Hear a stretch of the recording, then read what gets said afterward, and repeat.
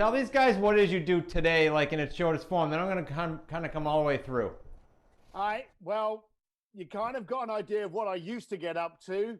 Now I train, teach people how to do it for themselves. I realized something 3.5 years ago when I released a book, Bluefish and the Art of Making Things Happen, that I was doing things that were normal to me because they were simple and stupid and easy, yet the rest of the planet was overcomplicating things.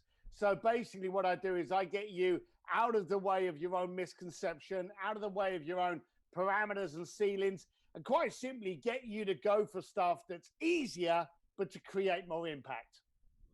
That's awesome. So I got a bunch of things I wrote down. There's no way we'll get to them all, but the first thing I wrote down is from kind of like the bricklayer and doorman at a club to hanging out with some amazing people. Like, there's a lot that happened in the midst of all that. How did you make the first few jumps to get to do what you do and get in front of these types of people? I was missing that whole gap, and I know these guys want to hear that. Again, nothing hard, nothing difficult, nothing deep. I was sitting in a pub one day in England. I'm a biker, and I'm sitting in this bar in London, and I'm surrounded by broke bikers. And I realized that I was part of that room. I was a broke biker. So if I wanted to change who I was, I needed to change the room I was in. So I started hanging out with these things called wine bars and, you know, the high-end hotels, their bars and places like that. I went from my pub where I could get like 3 beers for $5, going to a wine bar where I could get one.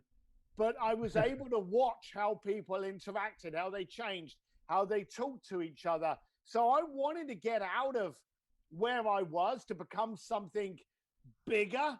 I had to change the room first. Now, back in the 80s, this meant I physically had to change the room.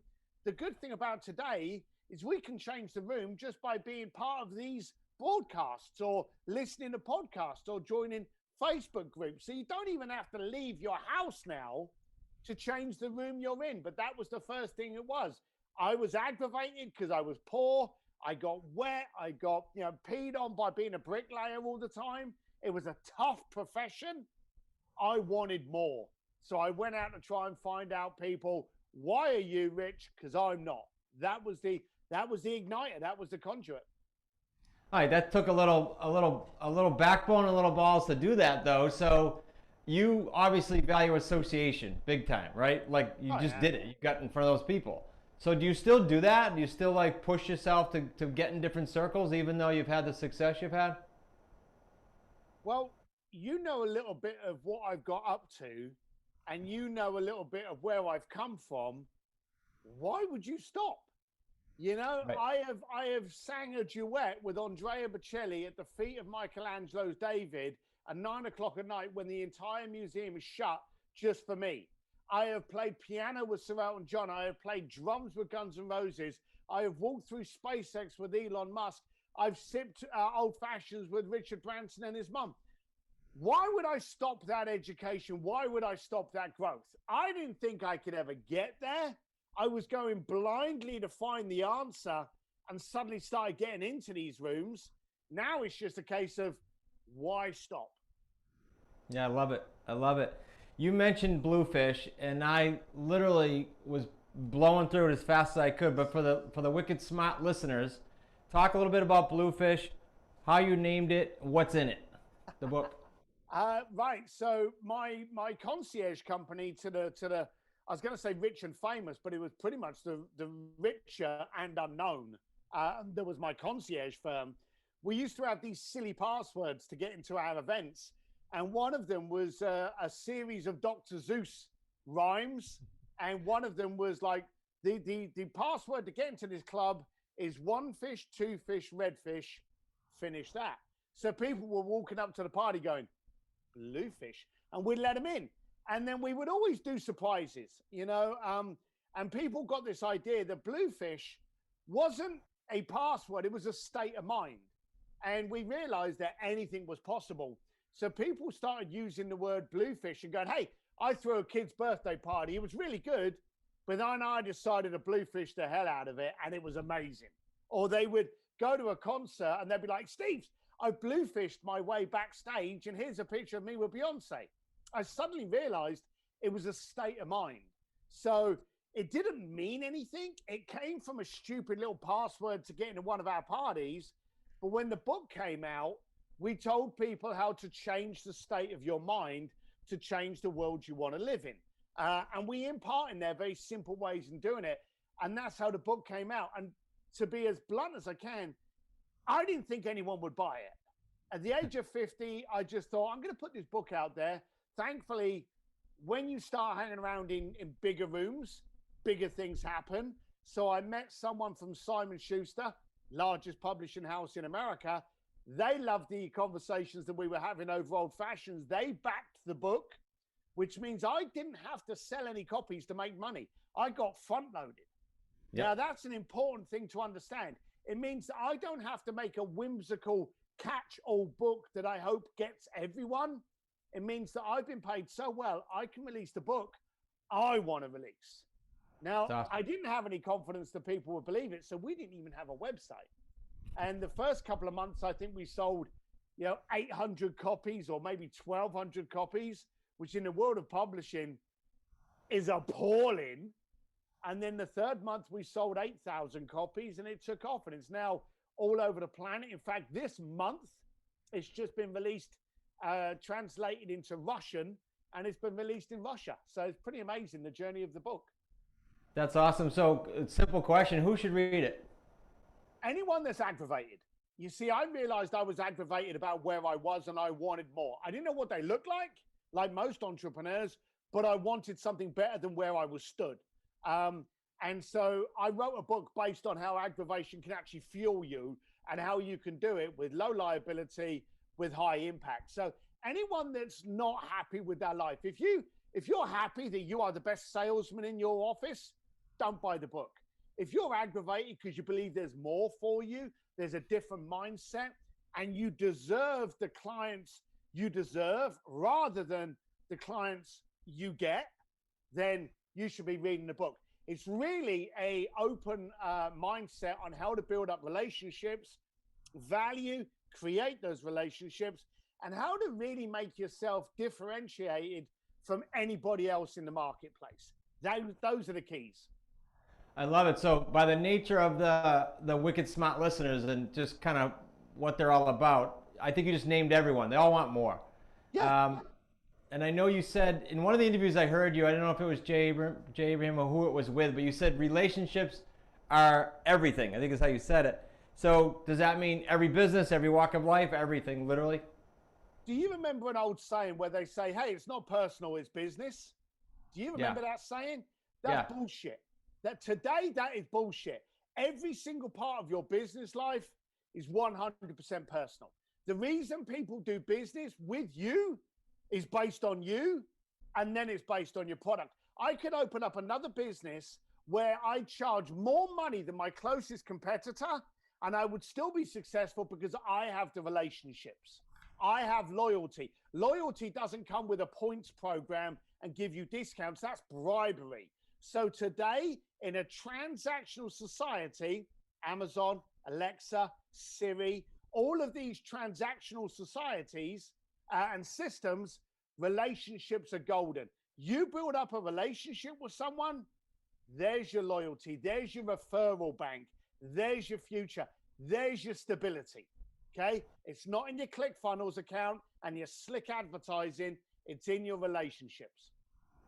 I love it. And, okay, so this is a perfect springboard. You said something else in one of your interviews I saw, one of your talks, and that was you referenced it as 80s selling, which was more, and I lit up. I told my wife, because when I started the business, I've been in this 30 years, I just picked up the phone and called people.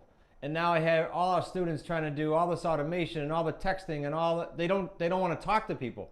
And so I'd love to hear your thoughts on that. I heard them. I want them to hear your thoughts on that and why that's important today. I think that's why I love my boy Jay so much, because Jay was a big deal in the 80s and 90s when it was all about personal face-to-face selling.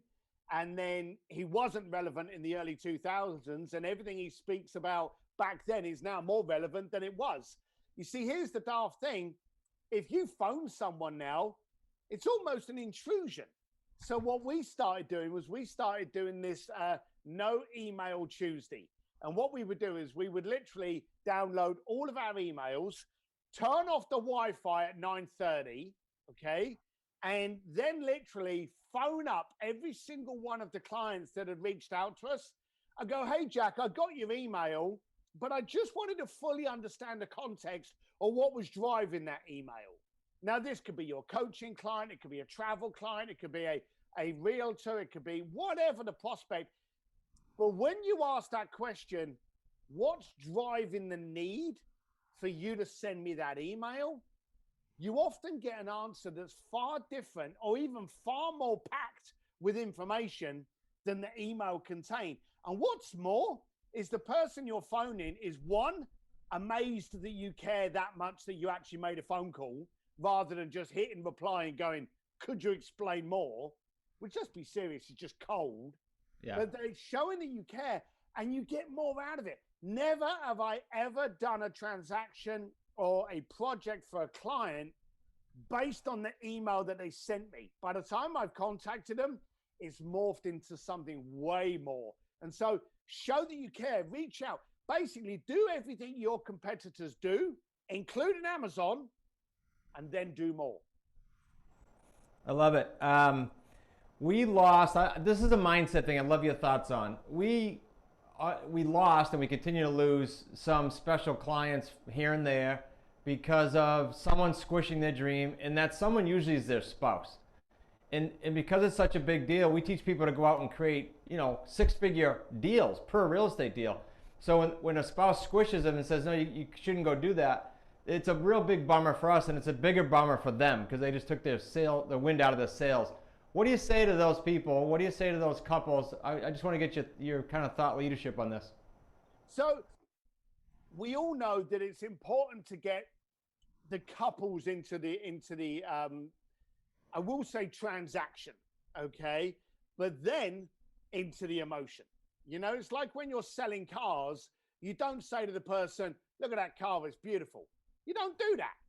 You say, get in the car, feel the leather on your back, hold the steering wheel. Imagine with the windows down, flying down PCH, and you've got the sunshine and you can hear the birds. Is that the kind of experience you want? So what you do is today, we're not selling the transaction. We're supplying the emotion and reaction. And it takes a different step. I run these events called speakeasies, and I had one of the head buyers of Tiffany at this event. And he said, we have never sold an engagement ring ever.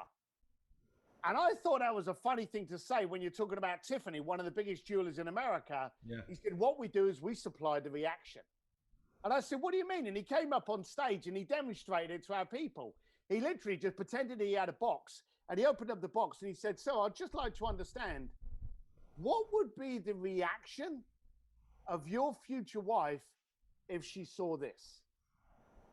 He gets them into that moment, not into the checkbook, not into the price tag, into the emotion. If you can generate an emotion and a trigger in someone, then the checkbook and the cost is nothing more than the fuel. So when you've got the wife and that, if you're competing two people, then you've got to start asking them, not about the money. Go, hey, what is your partner going to feel when this happens?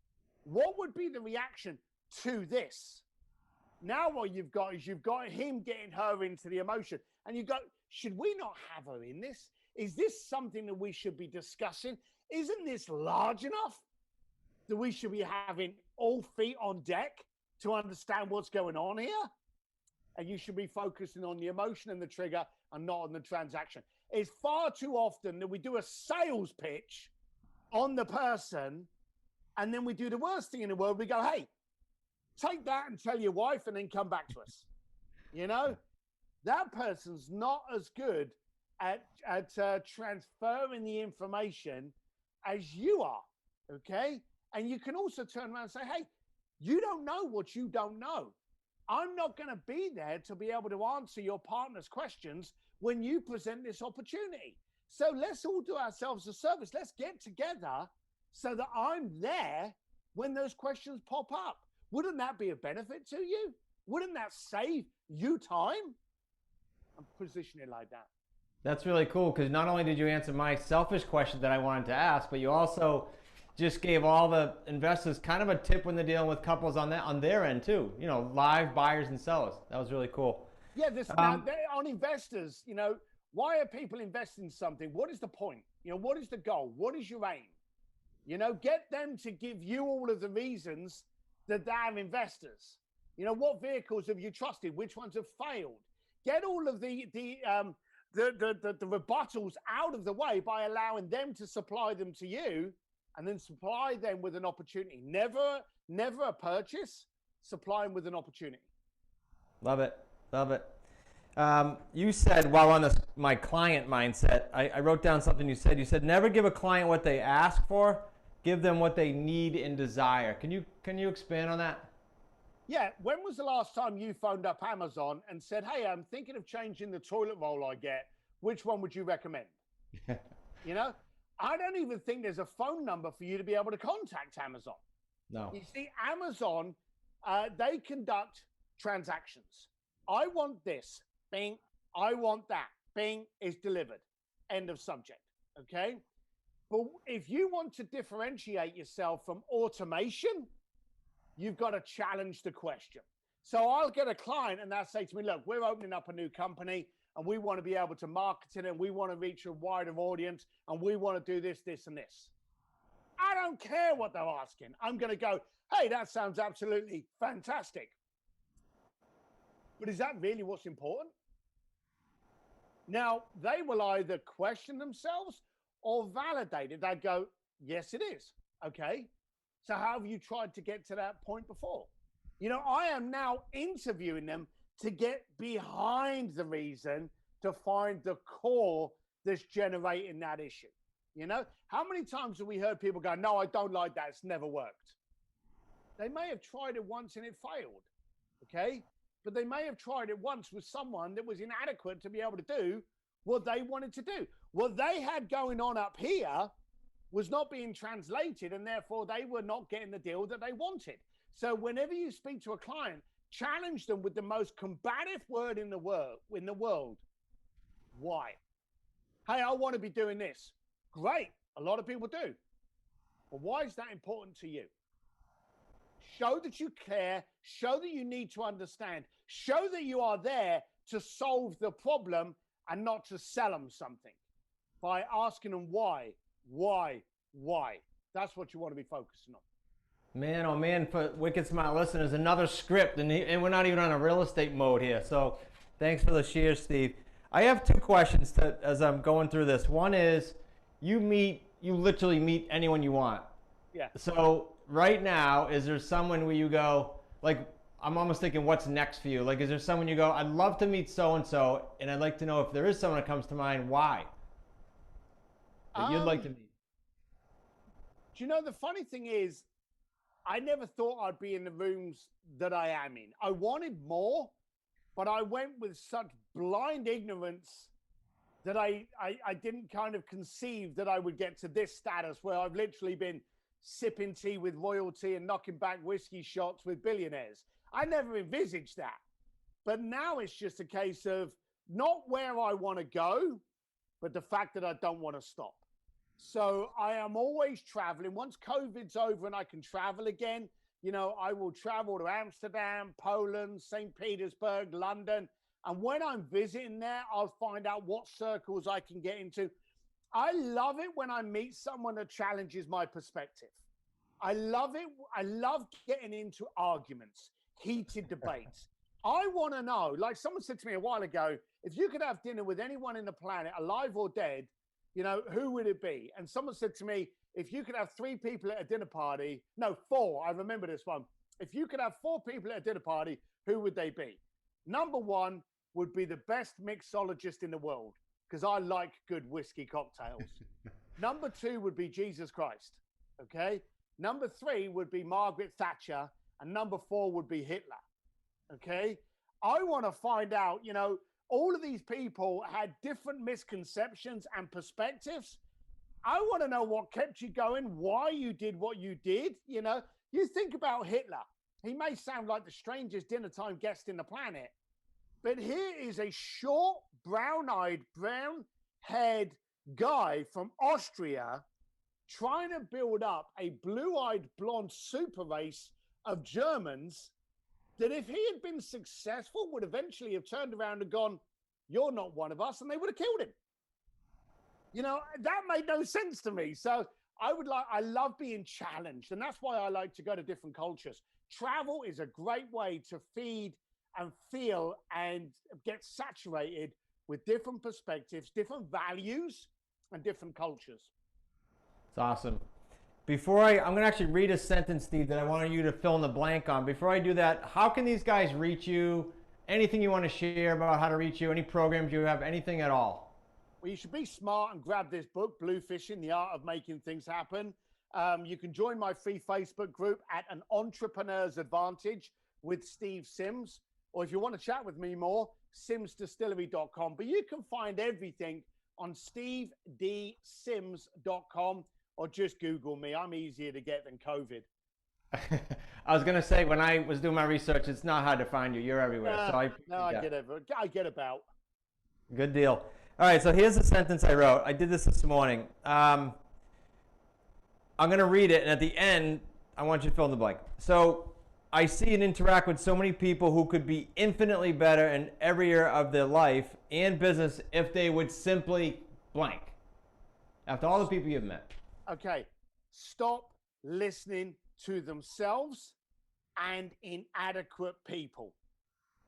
You see, a lot of people, they'll make, let's say for sake, they sell their car and they've got an extra $15,000 in their pocket, and they go down to the pub and they start getting investment advice from people in the pub that have never had $15,000. People look for information in the wrong places, and that also includes the information in the internet. The internet has made a lot of stupid people stupider. So you've got to focus on the source of the information and including yourself. Be ready to challenge yourself with the questions you need to ask yourself. Why am I not demanding more of my relationship?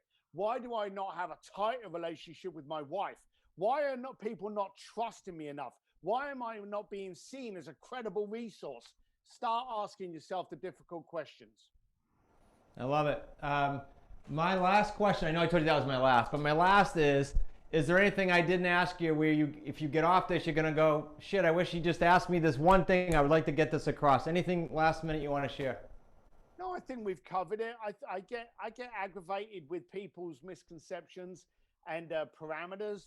You know, I'd like them to live in a dream state. My next book, and it's not even written yet, so I'm not pitching it.